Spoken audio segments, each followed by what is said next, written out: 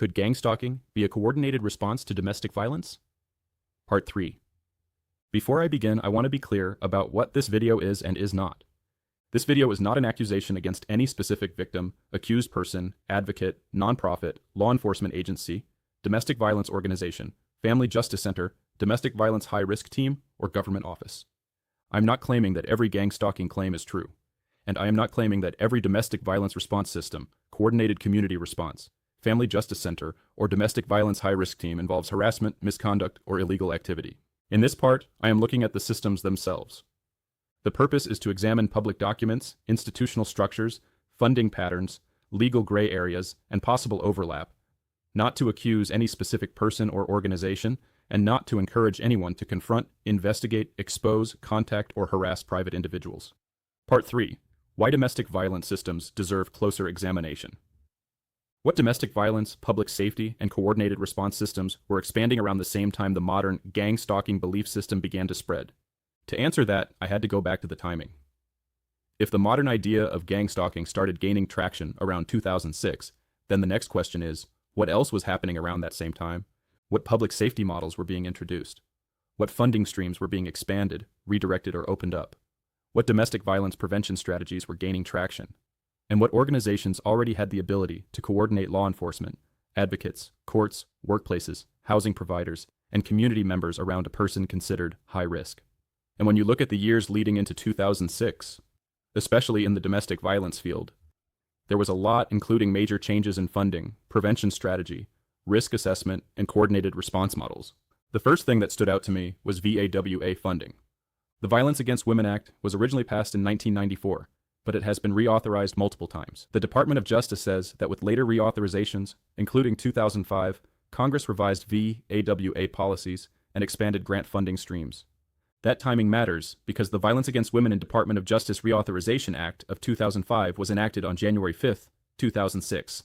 So when I use 2006 as the point when the modern gang stalking belief system starts gaining traction, it is also the same period when VAWA-related funding and coordinated response models were being expanded. One of the programs that stood out to me was the Grants to Encourage Arrest Policies and Enforcement of Protection Orders program, often just called the Arrest Program. Despite the name, this program was not only about arrests. The 2006 grant description says the Arrest Program recognized domestic violence as a crime requiring the criminal justice system to hold offenders accountable through investigation, arrest, prosecution, and judicial scrutiny of offender behavior. It also said the primary purpose of the program was to encourage communities to adopt a coordinated community response, or CCR, to domestic violence. That language is important because it is not just talking about police making arrests. It is talking about the entire community listening, communicating, identifying problems, sharing ideas, and creating new responses aimed at victim safety and offender accountability. Then, in the 2005 reauthorization, the Arrest Program was expanded.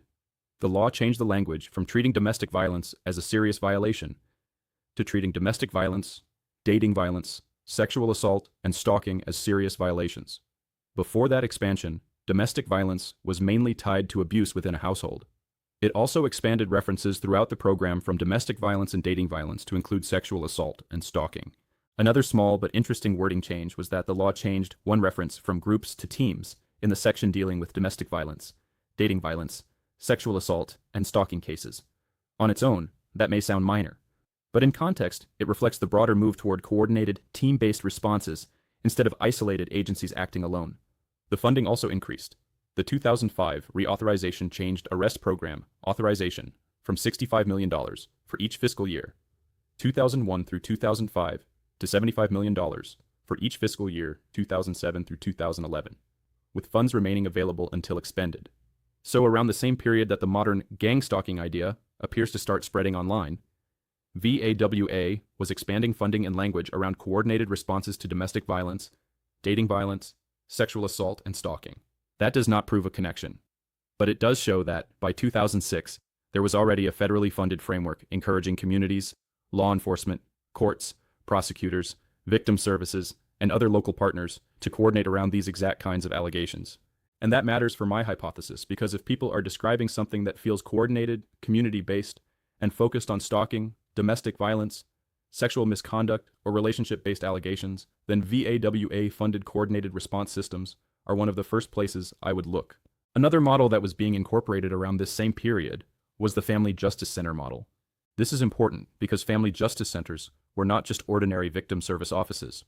They were designed to bring multiple systems together in one coordinated location: law enforcement, prosecutors, victim advocates, civil legal services, social services, medical support, faith-based organizations, and community partners.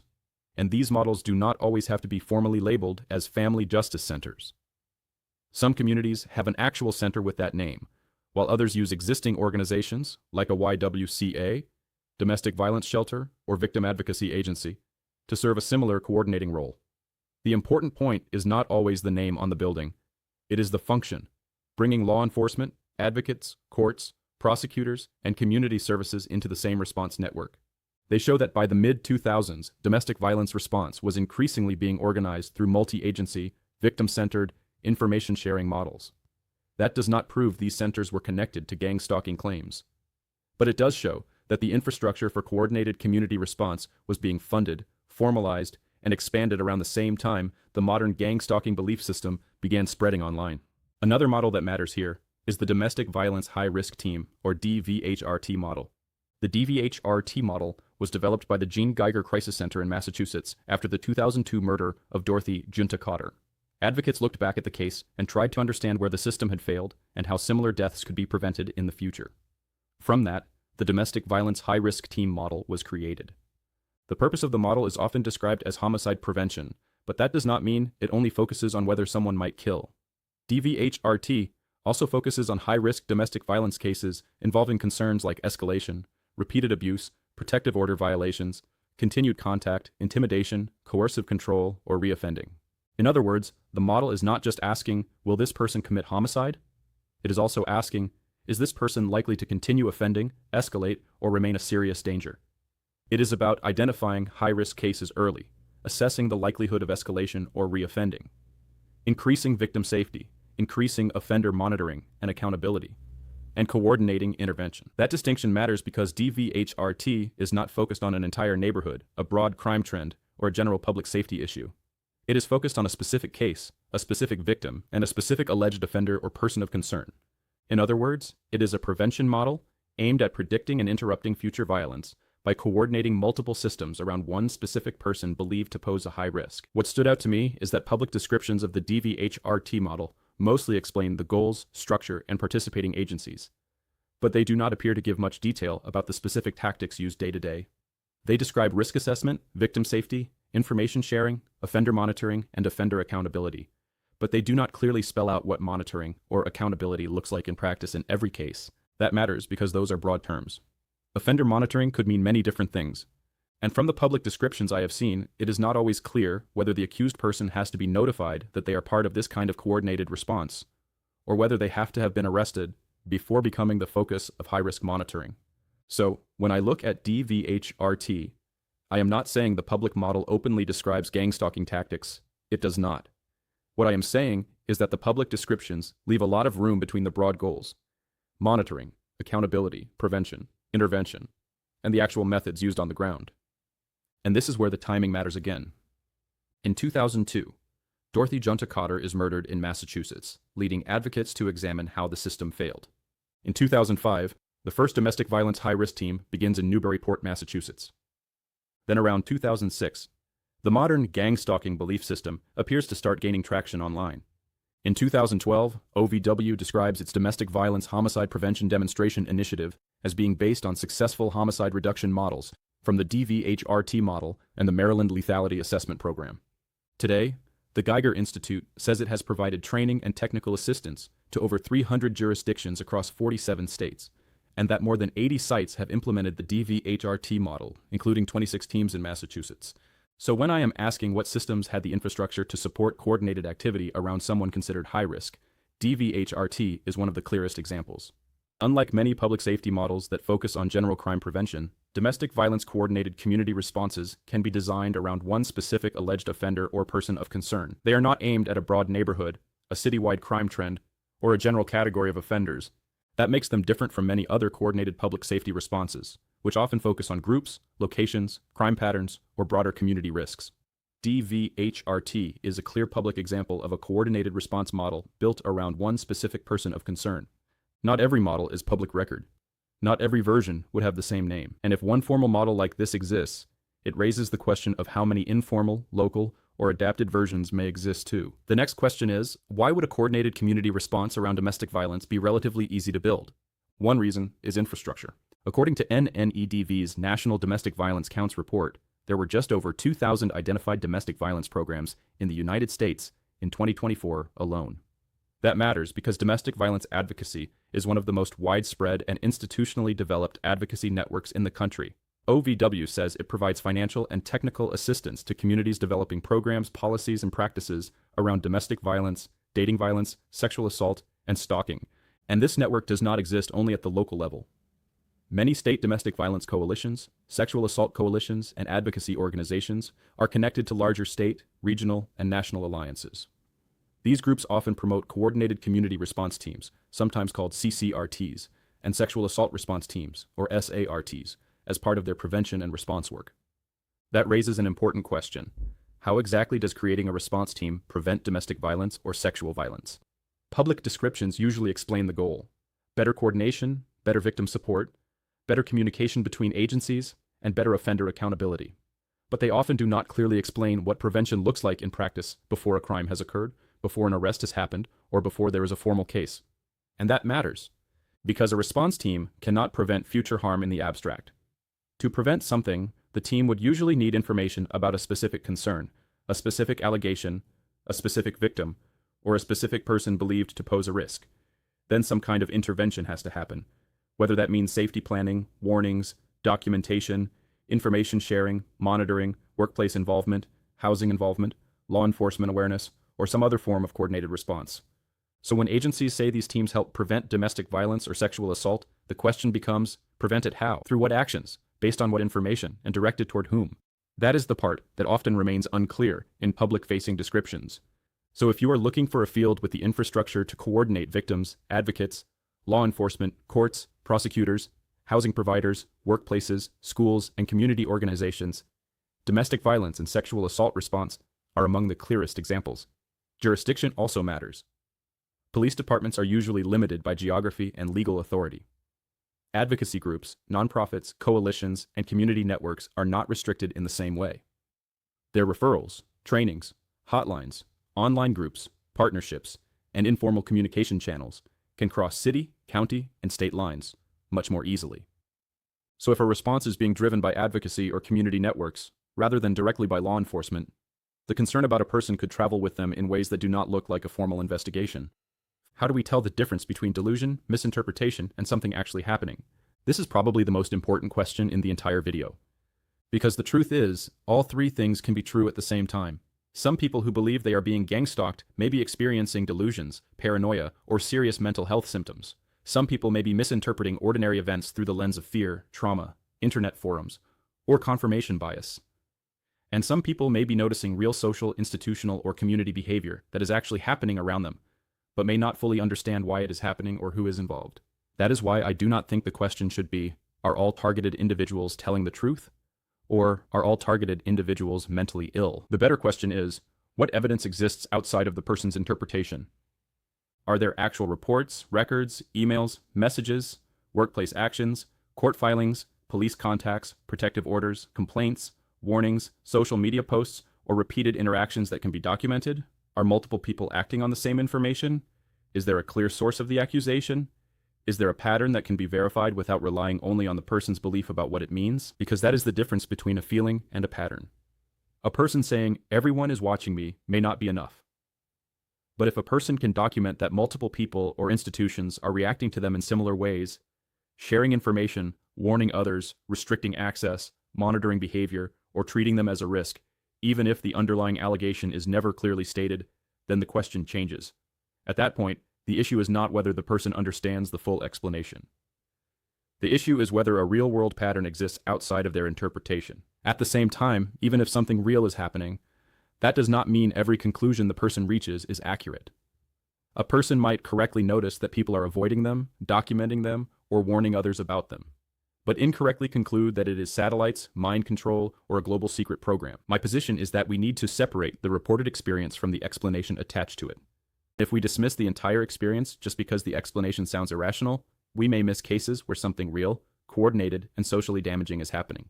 So the real test is not whether the person sounds believable.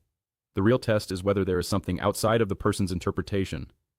Documentation, context, repeated institutional contact, workplace action, community warnings, risk assessment language, third-party communication, or a pattern of people treating the person as a risk. That is how we begin to tell the difference between delusion, misinterpretation, and something actually happening. So is there any available direct overlap between gang stalking claims and whether this could relate to a domestic violence coordinated community response? Yes, there is quite a bit. And one of the strangest examples I found starts with Conrad Klug, a prominent targeted individual who founded the nonprofit awareness organization Stop Gang Stalking Awareness Group. In a Reddit AMA, Conrad introduced his organization and described predatory gang stalking as a coordinated form of harassment involving watchers, harassers, hackers, psychological manipulation, organized stalking, covert harassment, and tactics that could push a person toward institutionalization, incarceration, or suicide. What stood out to me was not only Conrad's post, it was the very first response. The first reply came from someone who identified themselves as working in domestic violence. And instead of dismissing the claim, mocking it, or treating it as delusion, this person immediately connected gang stalking to domestic violence. They said that, in their work, they routinely saw gang stalking among domestic violence victims whose abusive partners were connected to organized crime, corruption, terrorism, or law enforcement. That is a strange response for several reasons. First, the person did not treat gang stalking as a fringe internet delusion. They treated it as something they had already seen in domestic violence work. Second, the response did not read like a casual comment. It read more like probing. The person did not simply say, "I work in domestic violence, and I have seen similar things." They immediately began asking targeted questions, whether Conrad had been in an intimate relationship, whether the person was connected to organized crime, whether the relationship happened shortly before the gang stalking began, whether he had experienced suicidal ideation, whether he had been incarcerated, whether he had encountered people in government, and whether he had received a psychological assessment. Those are not random questions. They are the kinds of questions that narrow the explanation toward a specific framework: intimate relationship, domestic violence, organized abuse, psychological destabilization, incarceration, government-connected actors, and credibility or mental health labeling. To me, it reads less like someone simply reacting to the AMA, and more like someone testing whether Conrad's story fit a domestic violence or relationship-based pattern. That matters because the question immediately moves the explanation away from vague government conspiracy and into a relationship-based framework. Third, the domestic violence advocate described the alleged tactics as overlapping with psychological warfare, cult indoctrination, and the behavior of chronic domestic abusers. They also focused on whether Conrad had experienced suicidal ideation, incarceration, psychological labeling, or contact with government-connected people. Those are important categories because they line up with themes that appear over and over again in targeted individual claims: psychological destabilization, being made to look unstable, being pushed toward arrest, being isolated from help, and being discredited when seeking support. But the most interesting part is Conrad's response. He said yes, he had been involved in an intimate relationship and claimed the relationship ended badly, and that he began noticing odd occurrences when the relationship began, with things escalating after the relationship ended. He also said he had been incarcerated for a misdemeanor assault near the beginning of his own situation, and later incarcerated again after becoming homeless. To be clear, this does not prove that Conrad's interpretation was correct. It does not prove that a domestic violence coordinated response was involved. It does not prove that every detail of his claim was accurate. But it does show something important. In one of the earlier public discussions around organized gang stalking, a person claiming to work in domestic violence immediately connected the issue to intimate relationships, domestic abuse dynamics, psychological destabilization, incarceration, false mental health labeling, and people being cut off from competent resources. And then Conrad himself confirmed that his own experience, at least according to him, began around an intimate relationship that ended badly. That is not a small overlap. It is also notable that Conrad's Reddit account was created on September 7th, 2014, while the account that identified itself as working in domestic violence was created on November 15th, 2014. And from what I could see, that domestic violence account only commented on Conrad's post. To this day, it does not appear to have made any additional comments or posts. The account appears to have entered one specific gang stalking discussion, asked probing questions that pushed the conversation toward an intimate partner and domestic violence framework, received Conrad's confirmation that his experience began around a relationship that ended badly, and then disappeared. I do not want to overstate it, but it does make the response stand out. Because if we are asking whether there is any direct overlap between gang stalking claims and domestic violence or sexual assault frameworks, this is one of the clearest examples I found. A domestic violence advocate entered a gang stalking discussion and immediately framed the issue through intimate partner violence, organized abuse, psychological destabilization, incarceration, and access to legal resources. And this was not the only overlap I found. On another post involving Conrad, someone responded by pointing directly to what they claimed was his arrest record, including a felony family violence case and 5 years of probation. That matters because it puts the discussion back into the same relationship-based framework. Domestic violence, family violence, assault allegations, prior arrest history, and people responding to the accused person through that lens. I also saw this pattern with another self-described targeted individual named Roderick. In that case, someone responded by referencing a Louisiana conviction involving serious assault-related charges, and then questioned whether the people he described as gang stalkers may have been connected to the alleged victim or the alleged victim's family. So this is not just a theory I am imposing onto the topic. In some public responses to self-described targeted individuals, other people are already making that connection themselves. They are connecting these claims to domestic violence, family violence, sexual violence, criminal cases, victim networks, and retaliation or protection by people connected to the alleged victim. And this is not even counting the self-described targeted individuals who say they believe they are being gang-stalked because of a sexual allegation, a stalking allegation, a domestic violence situation, or because they believe they are being framed as a sexual offender, stalker, abuser, or dangerous former partner. The connection is not coming out of nowhere. These themes show up repeatedly in the claims themselves. When you put these examples together, the overlap becomes harder to ignore. So here is my argument for why some cases described as gang stalking may actually overlap with a domestic violence multi-agency response or coordinated community response. There is already a history of due process concerns being minimized in cases involving domestic violence, sexual assault, stalking, and relationship-based allegations. In these cases, people may believe the risk is too serious to wait for formal proof, charges, or conviction. That can create an environment where reputation, privacy, due process, and social standing are treated as less important than prevention. There is a clear reason why people would participate.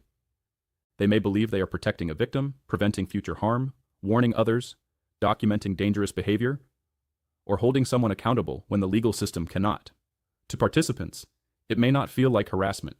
It may feel like public safety. Many targeted individual experiences overlap with the same categories that show up in domestic violence and stalking responses. Targeted individuals often describe social isolation, reputational damage, workplace interference, people suddenly treating them differently, rumors, monitoring, baiting, staged interactions, and fake relationship or honey trap scenarios. In the fake relationship claims especially, the alleged setup often centers around being made to look like a stalker, abuser, sexual predator, or unstable former partner. The timing matters. The modern gang stalking belief system appears to start gaining traction around 2006. Around that same period, the domestic violence and sexual violence fields were expanding coordinated response models, funding streams, risk assessment tools, offender accountability strategies, and multi-agency approaches. And most importantly, the coordination network already exists. Domestic violence and sexual assault advocacy are widespread and institutionally developed. There are shelters, hotlines, victim advocates, legal aid partnerships, court advocates, high-risk teams, coordinated community response teams, sexual assault response teams, family justice centers, nonprofit coalitions, state alliances, national networks, and federally funded programs across the country. Domestic violence and sexual assault response already have systems built around coordination, information sharing, prevention, victim safety, and offender accountability. And that matters because prevention cannot happen in the abstract. To prevent future harm, someone usually has to identify a specific concern, a specific allegation, a specific victim, or a specific person believed to pose a risk. Then some kind of intervention has to happen. That means a coordinated response would not have to be built from scratch. But if that response becomes community-led, it may not have the same guardrails as a formal investigation. Community members may act on hearsay, warnings, screenshots, rumors, emotional testimony, or secondhand claims from someone they trust. They may not require admissible evidence. They may only need to believe they are protecting someone. That is where prevention can start to blur into informal investigation. So my argument is not that every gang stalking claim is real, or that every targeted individual is secretly part of a domestic violence case. My argument is that some of the most realistic and repeated gang stalking claims overlap with systems that already exist. When you combine the timing, the funding, the models, the infrastructure, the legal gray areas, and the repeated relationship-based allegations, domestic violence response becomes one of the most plausible frameworks for understanding at least some of what people describe as gang stalking. Put simply, domestic violence advocacy networks may have the means, motive, and opportunity. They have the means through a nationwide infrastructure. They have the motive through prevention and victim protection. And they have the opportunity because these cases often involve private relationships, fear-based allegations, stalking concerns, workplace warnings, housing issues, social circles, and community involvement. In other words, the accusation, warning, or risk concern itself can create a reason for multiple people and systems to become involved in the target's personal, professional, and social life. The operating model already exists: coordinated community response. And that is the point. What one person experiences as gang stalking may not require a secret government program, satellites, mind control, or thousands of paid actors. It may only require a coordinated response system, a serious accusation, a person labeled high risk, and enough people who believe they are protecting someone. That is why I do not think every gang stalking claim should be automatically believed. But I also do not think every claim should be automatically dismissed. Because when the tactics people describe overlap this closely with systems that already exist, the better question may not be whether or not this could happen. The better question may be, if it were happening, what would it look like? In the conclusion video, I'm going to bring all of this together and lay out my full hypothesis: how it could start, how it could be coordinated, how people could participate, and why the person at the center of it might experience it as gang stalking.